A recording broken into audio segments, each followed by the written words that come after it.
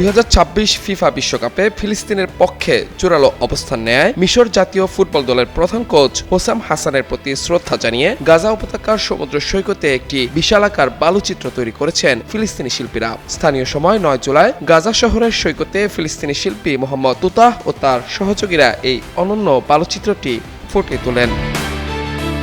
ক্লেমন নিয়ে এলো বিরাট কারবার। ইউনিক কোডটি সাবমিট করলে জিততে পারো লক্ষ লক্ষ গিফট।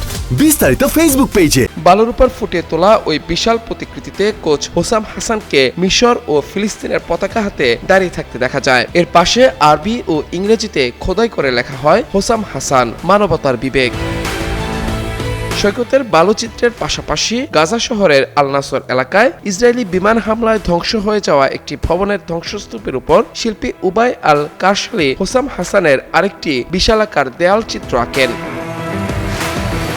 এর আগে যুক্তরাষ্ট্রের ডালাসে বিশ্বকাপের রাউন্ড অফ 32 ম্যাচে অস্ট্রেলিয়ার বিপক্ষে মিশরের ঐতিহাসিক জয়ের পর হোসাম হাসান মাঠে ফিলিস্তিনের পতাকা উড়িয়ে বিজয় উদযাপন করেন। নকআউট পর্বের ওই ঐতিহাসিক জয়টি তিনি গাজার যুদ্ধবিধ্বস্ত ও অবরুদ্ধ 20 লাখ মানুষের প্রতি উৎসর্গ করেন। এছাড়া আর্জেন্টিনার বিপক্ষে শেষ 16 হাই ভোল্টেজ ম্যাচের আগের সংবাদ সম্মেলনে হোসাম হাসান ফুটবলকে ছাপিয়ে গাজার মানবিক সংকট নিয়ে বিশ্ববাসীর বিবেককে নাড়া দেন।